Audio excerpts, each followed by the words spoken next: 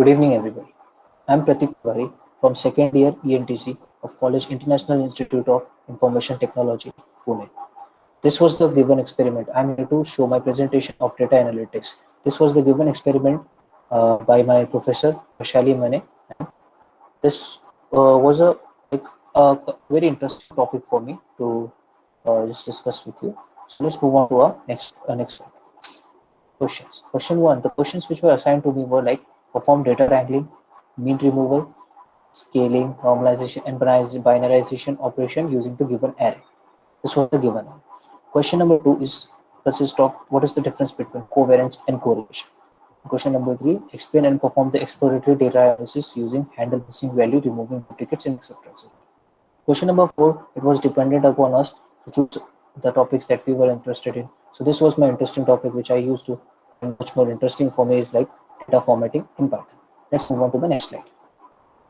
Performing data wrangling, mean removal, scaling, normalization, and binarization using this given array. So let's check out the code that is being executed by me in Jupyter.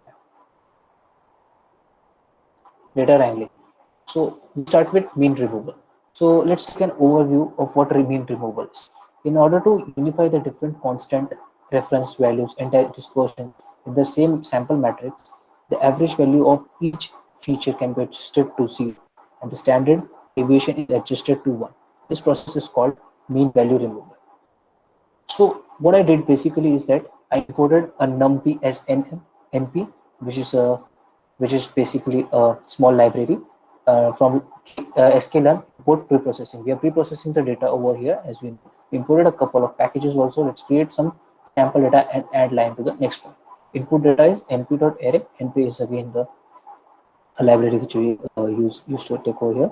This is the array. So after running this program, then we move on to the next one, which is standardizing the processing scale, the input data. We are standardizing again. So printing the mean of standardized data, whose axis is 0, whose on axis 0, and the standard deviation is standardized std axis is 0. So this is the following output that we got by inputting this code. So now moving on to the next part is the binarization. So when we are binarizing this pre-processing threshold 1.4, we transform the input data and print the binarized data accordingly. This is the binarized data we got from inputting this. Next, moving on to the scaling part. What is scaling? We scale the product. We scale the program using the following input. Data scaler. The data scaler is scaled using the pre-processing minimum and maximum scaler features who range from 0 to 1, and data scaler fit transform from input data. So we print the minimum and maximum scale data for the data scaler. This is the following output that we get from it. So now moving on to the next part, the normalization part. Data normalized over here is pre-processing, and we are normalizing the data again the input data, which is L1. And what is L1 now? Let's discuss about L1. L1 is nothing but the sum of absolute values of the elements in the. And like normalizing, why we're normalizing? Normalization is like it represents the feature by the ratio. Eigenvalue of each sample is divided by the sum of the absolute values of the eigenvalues of the sample, so that the sum of absolute values of the eigenvalues of each sample is 1, which is converted to be normalized in further case. So next, moving on to the next part is again we are normalizing. So like we binarized the data, which usually use 0 to 1 to represent elements in sample matrix that was given above.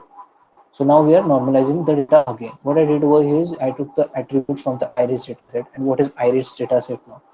Iris dataset is nothing but it is like it is a dataset which consists of 3 different types of iris. It's the Setosa, versicolor, something versicolor, and the virginica something. So what we do is that the pattern in sepal length are stored in 150x numpy and array. The rows being the samples and the columns being sepal length, sepal width, petal length, and petal width. So it contains of 4 features: length, width, and sepals and petals. Now moving on to the next part. From sklearn datasets, we imported load arrays. The load iris dataset again we use over here is iris is equal to load iris. So the x was given with iris data and the y was given with iris.tar. So after when I executed this, then we gave the print command to the normalized x part, so as to print our following output. This is the following output that we got printed. Now moving on to the next part. We again use the same procedure. Just we did difference was that we standardized the data rather than normalizing it, and we got the following output. So now moving on to the PowerPoint part. Again, let's move further to the next question. Next question over here is the difference between covariance and correlation. So what is covariance and correlation? What is the basic difference between? Covariance is like measuring to indicate the extent to which two random particles change in a tandem. And what is a tandem? Tandem is much more like a group of variables or particles in a row, in a group, standing behind each other. You can call it a row also, a queue also. That's called tandem. Covariance is like to measure or indicate the extent to which two random variables change in a time. And correlation is like it represents how strongly two random variables are related to each other. Two random variables, how are they related to each other? It is represented using the correlation method. Correlation also refers to the scaled form of covariance. It refers to the scaled form. This is the basic unit form. And covariance is what? It is nothing but the measure of covariance. How strong both the particles, both the variables are related to each other. So that measurement is basically what is covariance. Covariance also indicates the direction. Covariance also indicates direction between the variables. And correlation, it represents both strength and direction between the relationship between the variables. Covariance can vary from minus infinite to plus infinite, and correlation ranges from -1 to +1. Moving on to the next slide. Now, the next question is explain and perform the exploratory data analysis using handle, mission, missing value, removing duplicates. So, what is the concepts that are covered over here? Is what is exploratory data analysis? What is exploratory data analysis using handle, missing value, removing duplicates, encoding categorical variables, normalizing, and scaling. So what is data exploratory? Exploratory data analysis is nothing but it's the process of examining and understanding the data from where is it extracting and what are the main characteristics of the data from where it is extracting. So it's like generally classified into two parts: it's the graphical analysis and non-graphical analysis, which I have mentioned in the presentation itself. So to understand this, data exploratory, I've coded something in Jupyter Lab. Let's go and have a look over. This is the so what we did here is firstly we will import all the Python libraries that are required for this, which include NumPy, for numerical calculations and scientific computing, Pandas for handling data, and Seaborn for visualization, like called. So further, after using the header file, we got the following output is the table. This is the output that I got. I also used a URL link over here, which is of a CSV file that you give. And then next thing we included a single response of a variable which is stored separately. So here I give the predictor value GNP and x using the constant term to the predictor, and y the df employed, again a header file. Then we got this table as the. Now in the next part I used regression as the predictor of response. Then I got the following output over here, and this says the nodes are being cleared. Standard errors assume that of the errors are correctly specified, and the condition is number is large. 1 plus 66e plus 03 might indicate that there are strong multipolarity or other numerical. Now moving on to the slide and moving on to the next question. This was the experiment that explored data exploratory. We checked out the code. Now moving on to the next part, which we had to choose the we had to choose our own topic, that is for data formatting, which I find it quite interesting. So what is data formatting? Data formatting basically is a very you call it It's basically a very it's a story thing. Like there are kind of data which are usually stored in different formats. So when we keep it, it doesn't include as much as we think of it. So bringing the data, like if we start with this data which are casually collected from different places and are stored in different formats. So data formatting means bringing data into a common standard of expression that allows users to make meaningful comparisons. It makes meaningful comparisons. As a part of dataset cleaning, data formatting ensures that data is consistent and easily understandable.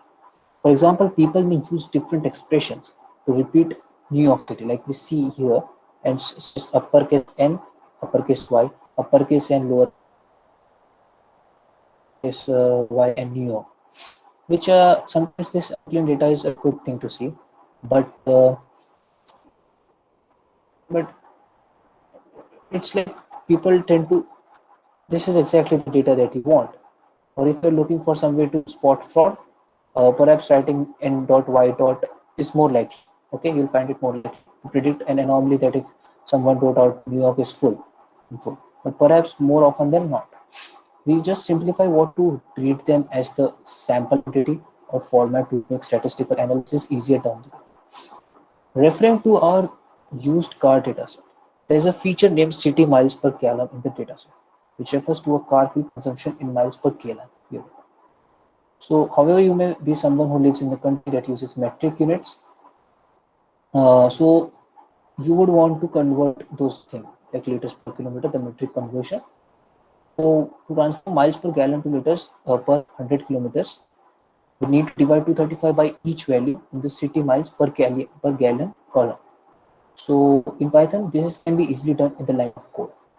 So what we do is you take the column and set it to equal to 30 to 35 divided by the entire column, and rename the column name by the city miles per gallon to city liters per 100 kilometers using the data frame rename method. Now, including you import data set into Python, the data type may be incorrectly established. So for example, here we have noticed that the data type used to price feature is object. Although the experience data, like I will show you, the experience data, uh, although the expected data, it is important to later analysis for more, but the features data type and convert them to correct data types. Otherwise, the developed models later on may behave strangely. Like if you see an error, otherwise it will behave strangely. So, and totally valid data may end up being treated like missing data. There are many data types in pandas. Uh, there are like many means. If we go next to Python and in pandas, there which it,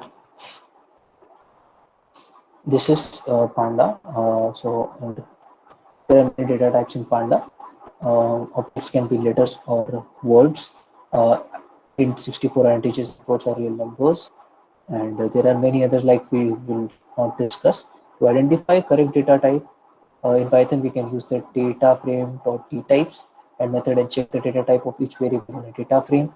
So in case of wrong data types also, the method data frame dot as type can be uh, used to convert a data type from one format to another. For example, using AST data type into prints column, uh, you can convert the object column into an integer type variable.